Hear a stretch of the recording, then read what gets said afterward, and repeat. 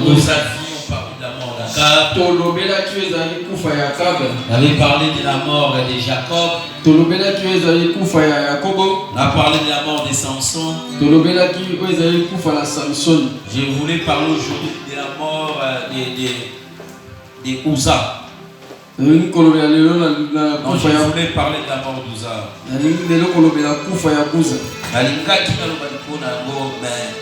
Dieu nous a dévié un peu. Amen.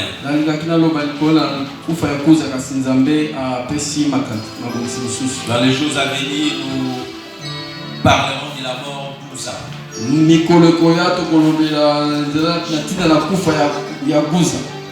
Amen. Amen. Aujourd'hui, j'ai intitulé mon thème le parcours d'Israël.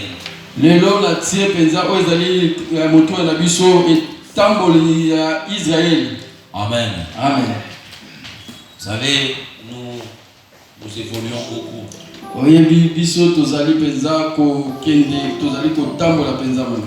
Mais ce que j'aimerais aujourd'hui que nous nous arrêtions un peu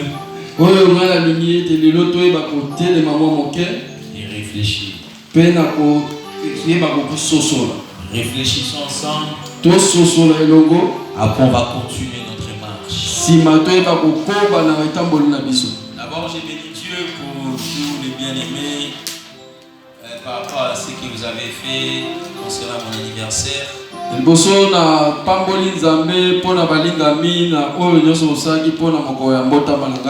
Dieu vous bénisse abondamment. Toi qui as acheté du jus, toi qui as acheté les maquinois, toi qui as acheté les tabacs, tout ce qu'on avait mangé, Dieu vous bénisse.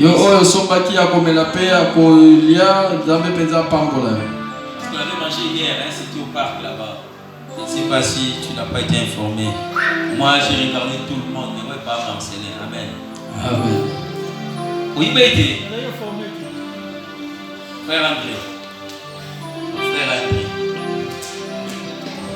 Donc, Dieu soit le coin du frère André. Amen. Amen. Ah? Ok, pas Marcelin, ça va quitter. Où est-ce qu'il va quitter? Dieu te fait là. Donc, pas lui, ça frère André. Amen. Amen. Ok, que Dieu vous bénisse à vous. Le parcours d'Israël. Nous lisons Matthieu chapitre 2. Chapitre 2, verset 15. Voilà, c'est la lecture.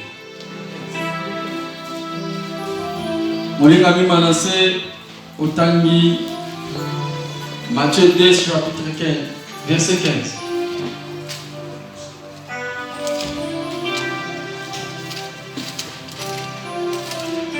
C'est matériel pour soi.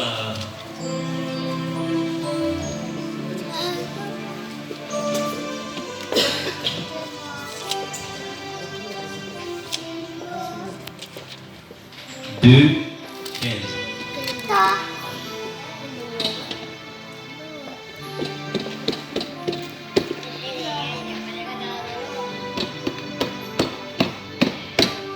Il y resta jusqu'à la mort d'Hérode afin que s'accomplisse ce que le Seigneur avait annoncé par le prophète. J'ai appelé mon fils hors d'Égypte. Alors Hérode, voyant... C'est bon. Amen. Amen. Amen.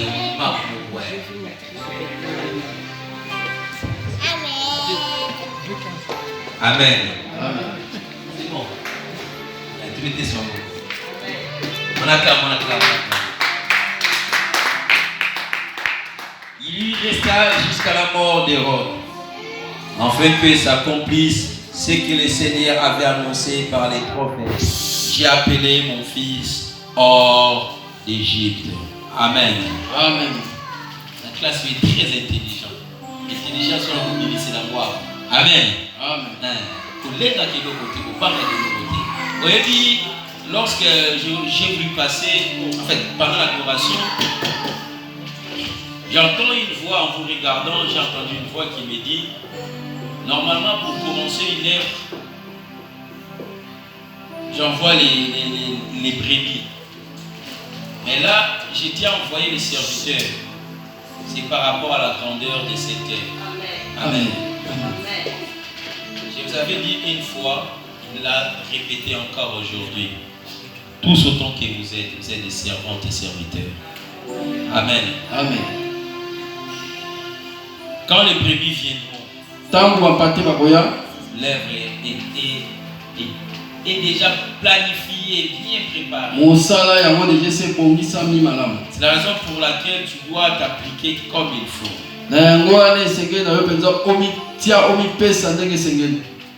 L'année dernière jusqu'à cette année, j'ai beaucoup prêché.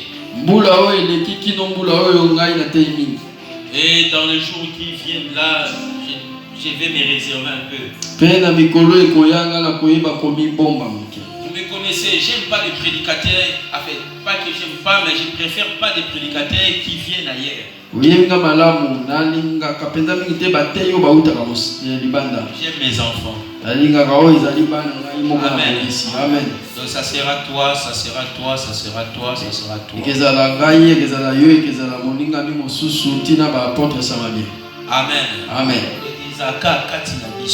Je vous dis la vérité. Amen. Celui qui m'a appelé ne m'a jamais menti. Ça sera parmi vous les gens qui vont commencer à servir Dieu ici. Moi je vais me reposer un peu. Amen. Amen. La nuit des samedis, je dors jusqu'au petit matin. Je me réveille le dimanche à 9h. Ça dit chocolat chaud na gana croissant na zone ya kini. Garde le profiter. Amen. Amen. Hier au parc, quand il y avait des gens qui étaient dans la joie, j'étais un peu, je me suis éloigné, je me regardais de loin. Je me suis dit à moi-même, ils sont tranquilles, ils sont dans la joie, dans la paix et tout. Mais moi là, je suis déjà stressé pour demain. Je ne dormirai pas comme il faut. Je ne serai pas tranquille jusqu'à ce que les cultes passent. Mais ça, dans peu de temps, je vais retrouver ma paix. Amen. Tu viendras prêcher. De toutes les façons, je suis là.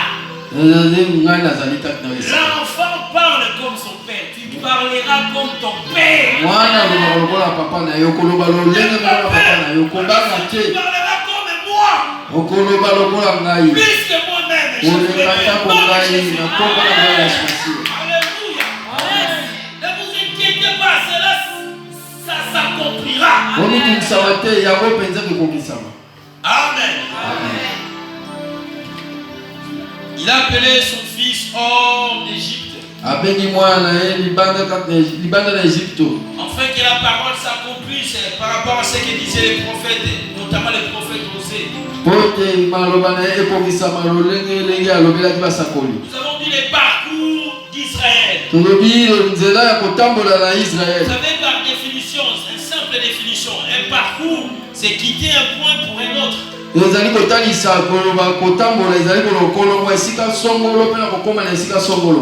C'est Israël qui doit quitter un point pour aller à un autre point. En parlant d'Israël, nous connaissons tous ce peuple. Vous savez, Dieu parle des choses charnelles pour expliquer les spirituels. Quand nous voyons cet arbre, c'est que spirituellement, il y a aussi des arbres.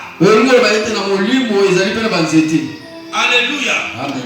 Les charnels nous expliquent les spirituels. Parce qu'avant, il n'y avait rien.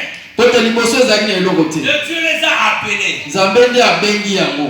On ne peut appeler que des choses qui existent. Ce qui n'existe pas, tu ne pourras jamais l'appeler. Quand tu as dit que la lumière soit, encore il avait dit lumière, viens. Et la lumière est venue. C'est parce que la lumière existait déjà. Dans le monde, dans un monde nouveau, il n'y a rien, c'est vide. En réalité, notre terre, Dieu n'a fait que copier ce qui était dans un autre monde. C'est la raison pour laquelle il est écrit il n'y a rien de nouveau.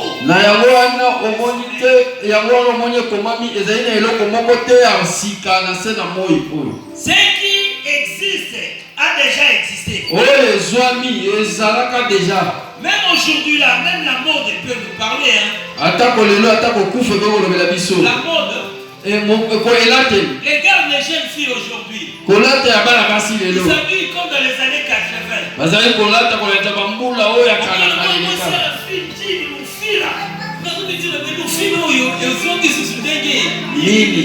Amen.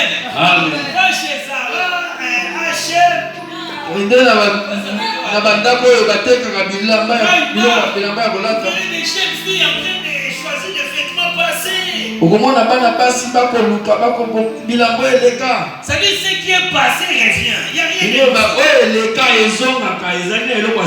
Alléluia. Amen. Rien de nouveau. Et Israël devrait quitter un point comme je dis pour aller à un autre point. En parlant d'Israël, nous connaissons tous Israël. Si Dieu a parlé d'un Israël charnel, c'est qu'il y a aussi un Israël spirituel. C'est-à-dire le peuple spirituel de Dieu. Parce qu'en réalité, Dieu a deux peuples. Et ces deux peuples ne forment qu'un seul peuple. Et il marche avec eux par rapport à temps. Alléluia. Amen. C'est comme l'histoire de la reine Vachi et Esther.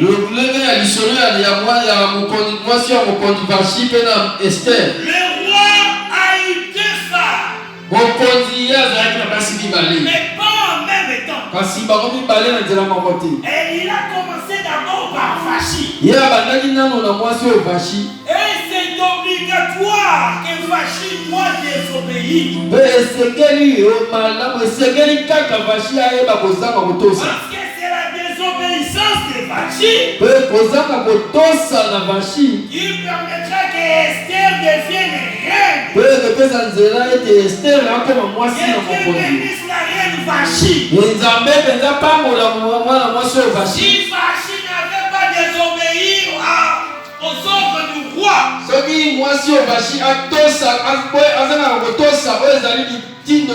Esther n'allait pas devenir reine. Et notre bien-aimé Gaï n'allait pas travailler.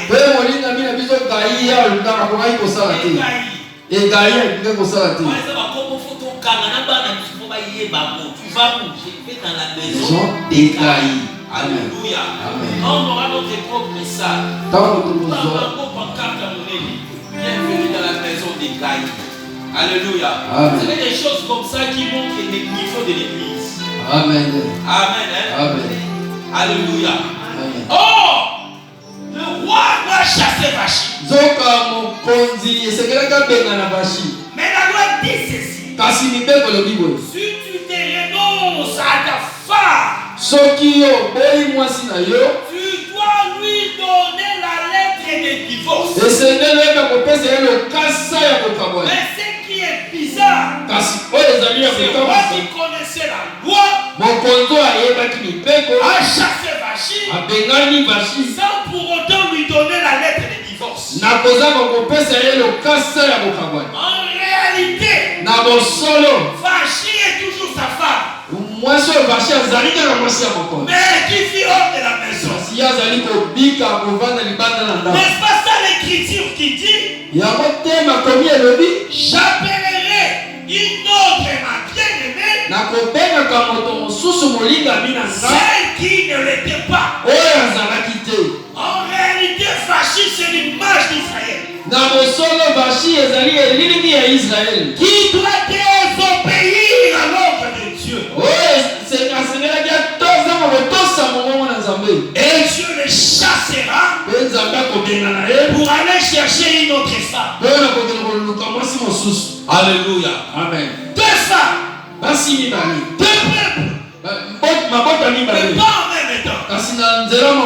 Lorsque l'autre est désobéi, Dieu vivra avec l'autre.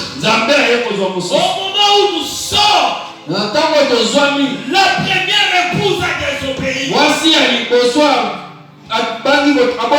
Elle vit hors de la maison. Et le mari s'est choisi une autre épouse, qui est l'église que nous sommes. Le premier peuple a désobéi. Que nous appelons le peuple du matin. Et le roi doit se choisir un autre peuple, qui est le peuple du soir que nous sommes. C'est la raison pour laquelle nous avons toujours dit Abraham comme l'image de notre Dieu doit avoir deux descendances. Dieu lui dira une fois, ta descendance sera comme les sables qui sont au bord de la mer. C'est-à-dire la descendance terrestre ou jamais. Dieu ne ment pas. Il ne se contredit pas. Si tu as promis un téléphone, il te donnera le téléphone. Il lui dit, ta descendance sera comme le sable qui sont bordés. Et un jour, il revient, il change. En lui disant, Abraham, lève le ciel et regarde le ciel.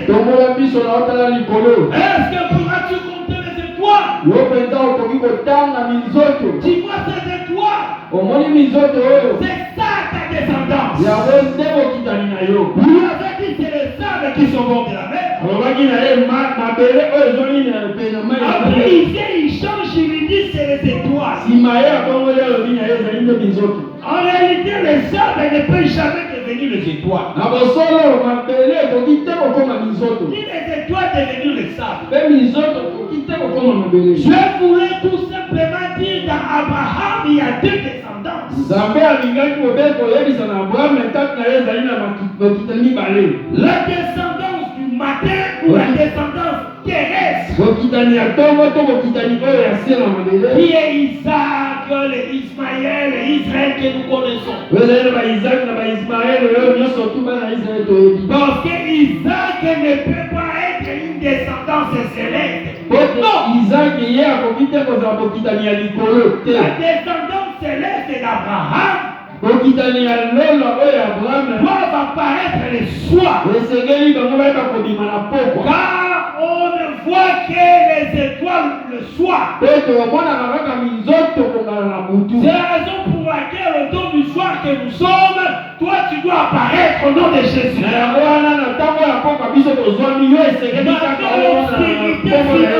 Toi tu dois apparaître. Alléluia. Amen. Non seulement tu dois apparaître,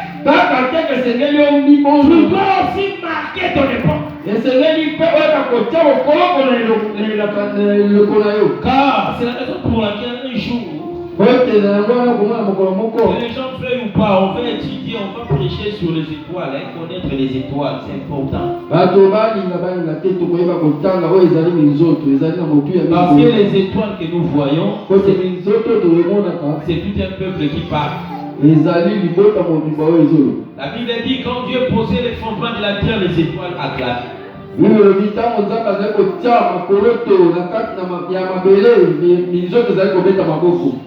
Or les étoiles, ce sont nos sœurs. Alléluia. Amen. Parce que toi aussi tu es une étoile, Kote yoko ozali minzoto. mais qui a perdu son éclat. Okasiba bungisi kongala na ye. Alléluia. Amen.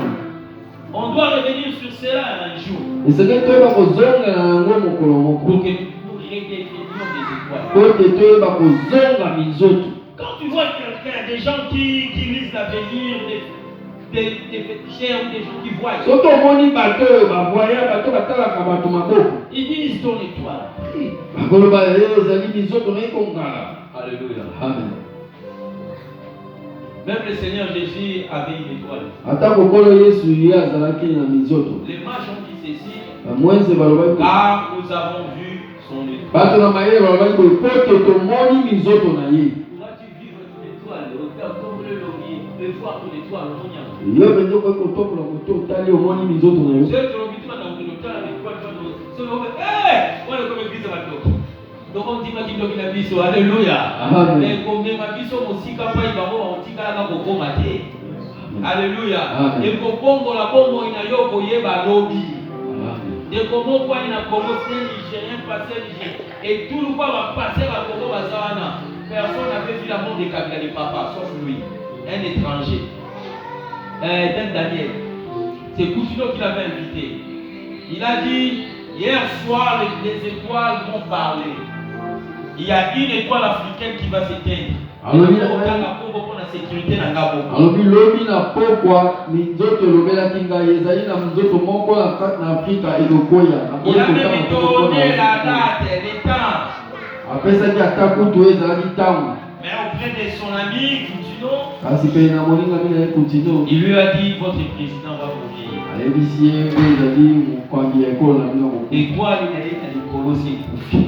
Minzoto na likolo ya mosi ezali. Alléluia. Amen. Dieu nous amènera plus loin. Nzambe akomemaka biso mosika kole. C'est-à-dire Israël qui marche. Oyo baisraele ezali kotambola. Leur façon, leur parcours ezali te nzela moko ya kotambola. peut définir aussi notre parcours. yango mpe koki kotalisa oyo ezali ndenge na biso ya kotambola. Parce que nous avons dit devrait quitter un peu pour aller à un autre point. Ete lobaki elingi koloba kolonga esika songo mpona kokende esika songo. Le parcours d'Israël commence en Égypte. kotambola ya peuple na Israele ebandi na mboka na Ejipito.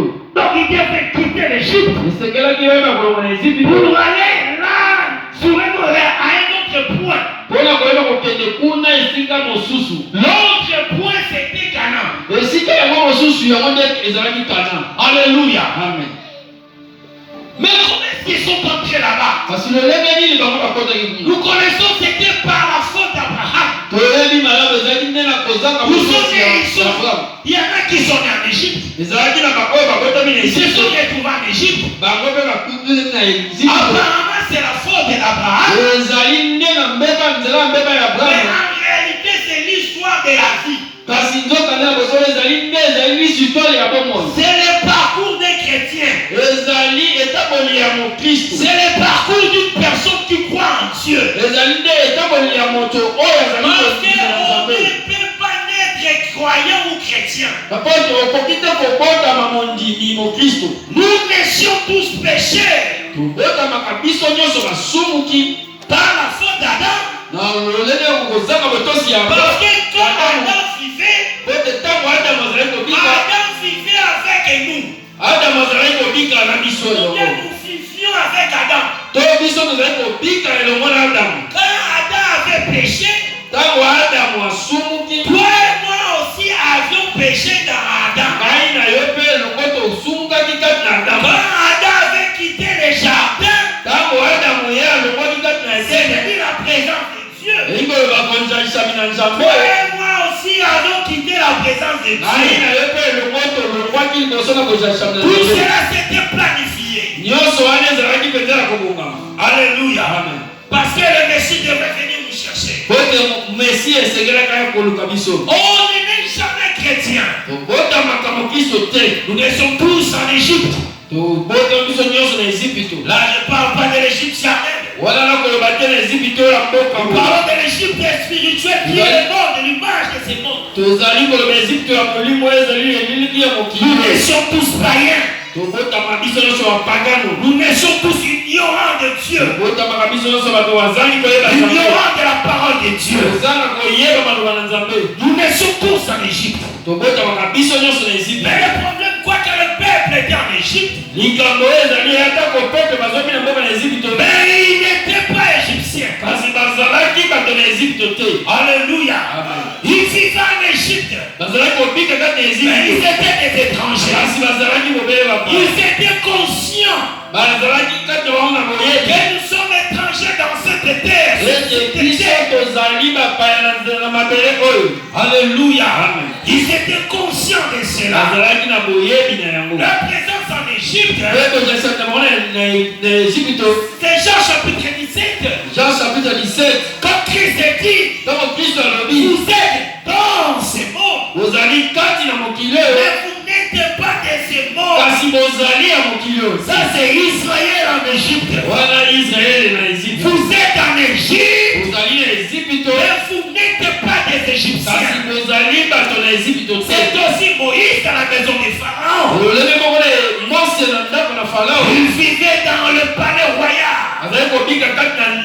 Il vivait chez Pharaon. Mais il n'était pas égyptien. Il n'était pas un prince égyptien. Malgré le fait qu'il portait, malgré les noms qu'il portait, mais il était un étranger. Israël en Égypte, ce qui faisait leur caractère, ce qui faisait leur différence, c'était leur conscience d'être étranger. Si c'est Israël et charnel, peut expliquer l'Israël spirituel que nous sommes. Si ce monde explique l'Égypte les charnel, parce que j'ai dit l'Égypte c'est l'image de ce monde. Et nous qui vivons dans ce monde, on doit être conscient comme les Hébreux qui vivent en Égypte. On doit être conscient que nous sommes étrangers. Alléluia. Amen. Il y a un qui ignore que nous sommes étrangers. Si tu ignores que tu es étranger, tu vas t'intégrer. Alléluia. Tu vas t'intégrer.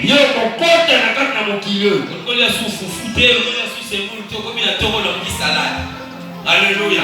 L'intégration. Amen. Alléluia. Amen. Un étranger, quand bien même il vit dans une terre qui n'est pas la sienne, son esprit est dans son pays. Combien disent, je n'achèterai jamais ici. Moi j'achèterai au blé de chez moi. Pourquoi? Parce qu'ils sont conscients qu'ils sont étrangers. Alléluia. Amen. Un homme comme frère Junior proposer une salade à combien côté ce qui foufou et zawana. salade mayonnaise nyonso wana soki fufu ezwami wana en tout cas batie bidon na bango kote ya nini sauté na batie moule oko na nini. Amen. Amen. Dernièrement il m'a dit qui a dit c'est que la désert qui zala à la fufu. Amen. Alléluia. Amen. Mais tellement il y a la désert ça nini moi café moi jus parce qu'on doit dormir léger. Ils sont de Zabongo. Un étranger. Alléluia. Amen. Alléluia. Amen. Makanisi ezalaka wapi? Makanisi ezwami wapi? Es-tu étranger? Yo ozali mopaya. Oui, nous sommes étrangers. Ye Quand je parle de l'étranger, je ne parle pas par rapport à la France, non. Je parle par rapport à ce monde et notre pays.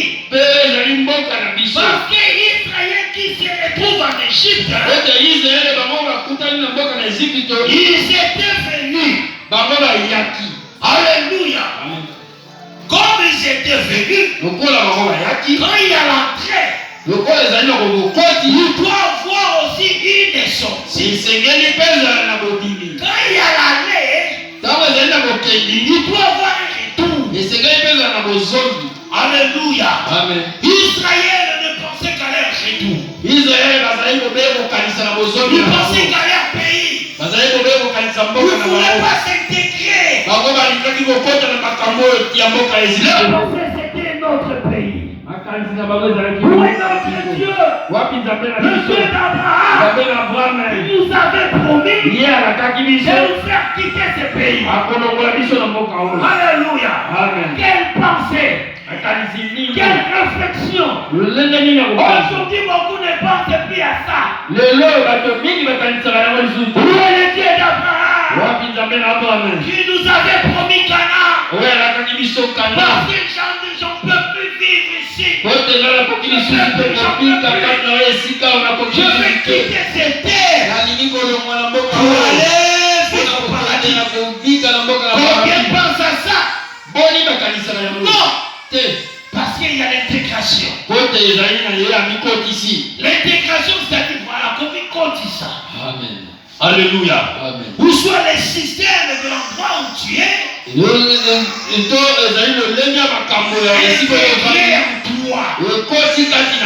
alléluia. Amen. Combien ne pensent plus au pays? Combien se sont intégrés? Ils ne se prennent plus pour étrangers. Lorsque Israël vivait en Égypte, il ne se mélangeait pas aux Égyptiens. Les Égyptiens occupaient tout le pays. En plus, ils étaient minoritaires. Alléluia. Amen. Israël, le peuple de Dieu, était une minorité. Et c'est ce qui explique la parole de Dieu. Le peuple à qui la terre promise est promise. Et ils sont minorités.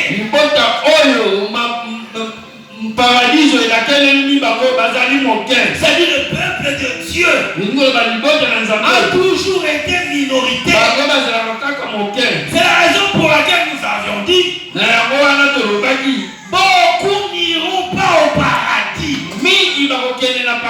Ceux qui hériteront le royaume, nous sommes minorité.